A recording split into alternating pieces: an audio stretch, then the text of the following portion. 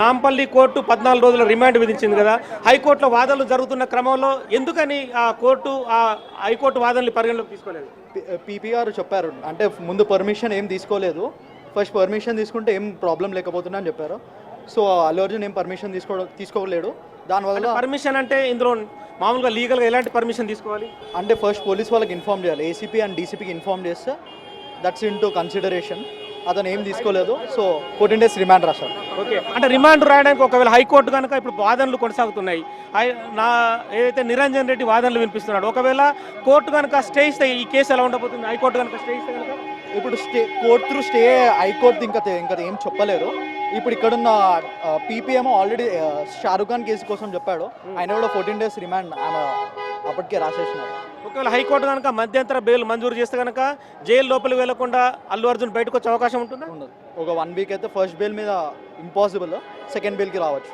Second బెయిల్కి రావచ్చు. అంటే ఈ కేసులో ప్రధానంగా పీపీ ఏమని వాదించాడు అంటే దాని రిగార్డింగ్ అదే చెప్పాడు, రిగార్డింగ్ సెక్షన్ 118, 105 చెప్పి అతను ఏం పర్మిషన్ తీసుకోలేదు, పోలీస్ వాళ్ళకు కూడా ఇన్ఫార్మ్ ఏం చేయలేదు అని చెప్పి చెప్పినాడు. అంటే ఆల్రెడీ సంధ్య థియేటర్ నుంచి పర్మిషన్ తీసుకొచ్చారని ఒక లెటర్ కూడా ప్రస్తావించారు. లేదు, ఆల్రెడీ సంధ్య థియేటర్ ఓనర్ ఇంకా మేనేజర్ కూడా ఆల్రెడీ అండర్ రిమాండ్ ఉన్నారు, సో అందుకే తీసుకున్నారు అంతే. సో అంటే హైకోర్టు వాదనలు కానీ హైకోర్టుకు సంబంధించిన ఇష్యూని ఎక్కడ కోర్టు పరిగణలోకి తీసుకోలేదు. అంటే కాసేపు ఎందుకు వాయిదా వేసింది కేసుని? అంటే ఇక్కడ అల్లు అర్జున్ సైడ్ అడ్వకేట్ కొంచెం ప్రొలాంగ్ చేసినాడు, ఒక 1 hour దాకా ఆర్గ్యూ చేసినాడు, తర్వాత క్లోజ్ చేసినాడు. సో మొత్తానికైతే కోర్టు అల్లు అర్జున్ లాయర్ చెప్పడం వల్ల కండిషన్స్ ఏమైనా చెప్పారండి అరెస్ట్కి సంబంధించి? ఏం చెప్పలేదు, జస్ట్ టైం అడిగినండి, మార్నింగ్ ఎప్పుడు చేసినారు అని చెప్పేసి 8 o'clock అని చెప్పి చెప్పాను. 14 days రిమాండ్ రాశారు. సో 14 రోజుల రిమాండ్ ఉంది, కండిషన్స్ అయితే ఎటువంటి లేవు. హైకోర్టు ఇచ్చే తీర్పు కూడా ఇక్కడ కీలకంగా ఉంది. ప్రస్తుతం అయితే నిరంజన్ రెడ్డి కీలక వాదనలు కొనసాగిస్తున్నాడు. నిరంజన్ రెడ్డి వాదనలు అయితే ప్రస్తుతం అయితే ఇంకా కొనసాగుతున్నాయని చెప్పచ్చు.